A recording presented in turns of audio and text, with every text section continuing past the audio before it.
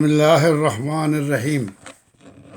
পৃথিবীর সব সমস্যার সমাধান আল কোরআনে আল্লাহ দিয়েছেন তার রসুলের কাছে, এবং রসুল সেটাই প্র্যাকটিসও করছেন, প্রচারও করছেন। এ ব্যাপারে সূরা ফুরকানের 33 নম্বর আয়াত, সূরা ফুরকানের 33 নম্বর আয়াতে আল্লাহ বলেন,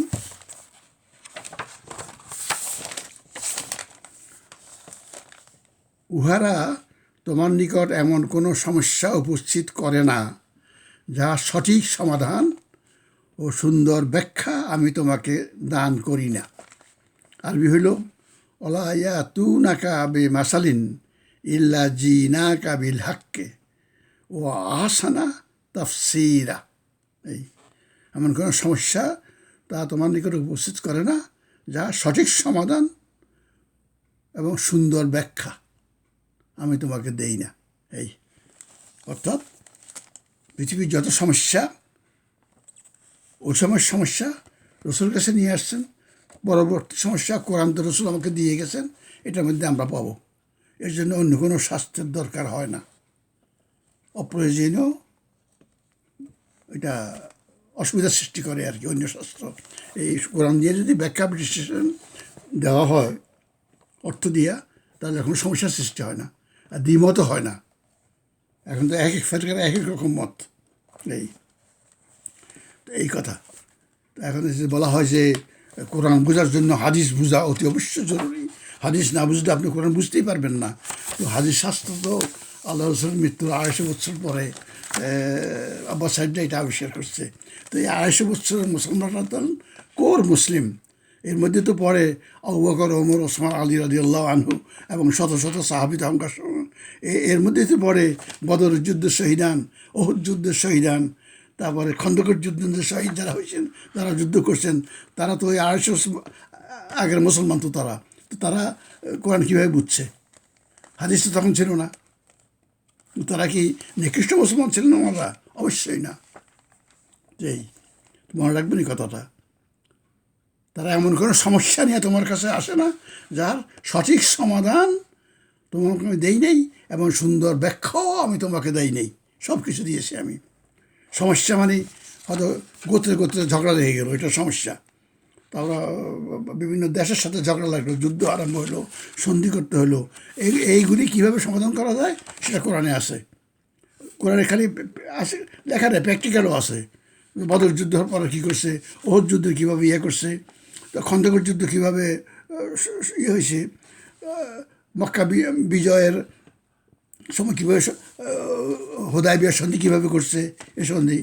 হ্যাঁ, প্রয়োজন সন্ধি করতে হবে, প্রয়োজন যুদ্ধ করতে হবে, প্রয়োজন যুদ্ধ বন্ধ করতে হবে, সব কিছু কোরআনে আছে। এর জন্য কোনো হাদিস শাস্ত্র তখন তো ছিল না। তারপরে হাদিস শাস্ত্র আবিষ্কার করছে কার স্বার্থে, বারবার বলে দিয়েছি কেন করছে। হ্যাঁ, তারপরে হাদিস শাস্ত্র আবিষ্কার করেই তো ক্ষান্ত নাই। এই যে কোরআন বহির্ভূত কথাবার্তা আরম্ভ হয়ে গেছে, তারপরে তো ফেকা, তারপরে উসুলে ফেকা, তারপরে ইজমা, তারপরে কিয়াস, এই সমস্ত সব শাস্ত্র। এই সব শাস্ত্র আগে পড়তে হবে, তারপরে কোরআন পড়লে কোরআন বুঝবো আমরা। এগুলি বলা হয় আর কি। আর হঠাৎ কোরআন আরম্ভ করলে কোরআন বুঝবো না। এখন আমি যে করতেছি তো কোরআন বুঝে করতেছি। একটা কথা কোরআন বহির্ভূত আছে। আমি যে সমস্ত পড়ছি সব শাস্ত্র, ওই শাস্ত্র কোনো হাদিস তো আমি পড়ছি। দেখা গেল যে হাদিস, কিছু কিছু হাদিস আল্লাহ বলছেন, সেটা আল্লাহ রসুল বলছেন, সামান্য কথাবার্তা আর কি। এটা শাস্ত্র আকার হয়ে গেলে তো দুইটা শাস্ত্র হয়ে যায়। আল্লাহ এক, আল্লাহ রসুল, আমাদের শেষ আমার এক রসুল, আমাদের কোরআনও এক। এই দুই কোনো কিছু নাই, মনে রাখবেন। এই তো বলা হয় যে এই সমস্ত হাদিস, ফিকা, উসুল ফিকা, কিয়াস, এজমা, এই সমস্ত শাস্ত্র আবিষ্কার করে ইসলামকে বিভক্ত করা হয়েছিল। হ্যাঁ, নানা রকম ফেরকার সৃষ্টি হয়েছে।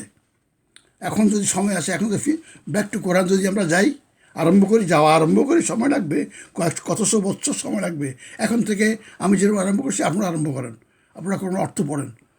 যারা বয়স হয়ে গেছে, এখন আর আরবি কোরআন পড়ার চেষ্টা না করে অর্থ পড়েন, অথেন্টিক অর্থ, যেটা বাংলা অর্থ আমাদের ইসলামিক ফাউন্ডেশনেরটা পড়ি, অথেন্টিক। তা যারা আমেরিকা ইউরোপে আছে ইংরেজি জানেন, কী কয় যে অক্সফোর্ডের যে আছে ডক্টর হালিম, আব্দুল হালিম, এটা তর্জমা করছে টু দি পয়েন্ট, যেটা আরবি নাই। আল্লাহর পরে সুবহানাহু ওয়া তাআলা লেখে না তারা, আল্লাহ রসুল পরে সাল্লাল্লাহু আলাইহি ওয়াসাল্লাম সেখানে লেখা নাই, কোনো দেশে ওইটা নাই। ওইটা এগুলি কয়ে কয়ে ওই আল্লাহর পরে সুবহানাহু ওয়া তাআলা না করলে আল্লাহ কোনো রাগ হবে না। আল্লাহ তার কমন নাম, আল্লাহ আমাদের কমন নাম। সুবহান রাব্বিল আলা, সুবহান রাব্বিল আজিজ, সুবহানাহু ওয়া তাআলা তো আমরা সবসময় বলি। আল্লাহ রসুল মোহাম্মদ রসুলুল্লাহ বললে আল্লাহ রসুল বলেন না যে আমার নামের সাথে সাথে দরুদ পড়তে হবে। দরুদ মানে দোয়া। এই দোয়াটা আরম্ভ হয়েছে 21তম বৎসরে, নবুয়তের 21তম বৎসরে, আল্লাহ রসুল মৃত্যুর 2 বছর আগে।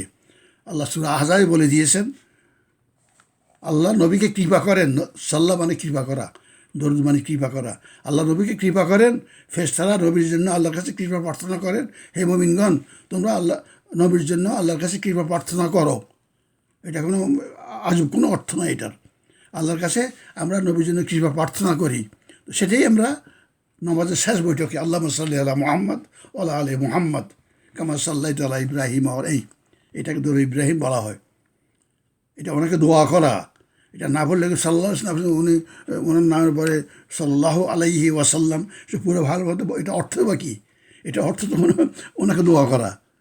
ওনাকে দোয়া না করলে উনি সাফায়াত করবেন না, এই যেটি বলা হয়। আল্লাহর নামের পরে সুবহানাহু ওয়া তাআলা না বললে উনি আল্লাহ খুব রাগ করেন না। এটা আল্লাহর কমন নাম। আমরা তো সুবহান রাব্বিয়াল আজিম, আলা এগুলোই তো বলি, 400 বার বলি সুবহান রাব্বিল আলা আজিম। আল্লাহু আকবার বলি 200-300 বার নামাজের ভিতরে। নামাজের মধ্যে এগুলি পড়াই নিয়ম। কথায় কথায় বলা, সময় নষ্ট করা, আসল কথা বলাই হয় না। আপনি একটা ওয়াজে যান হিসাব বা দেখেন টিভিতে, কয়টা কথা কোরআন থেকে বলছে। এই তো সুতরাং আল্লাহ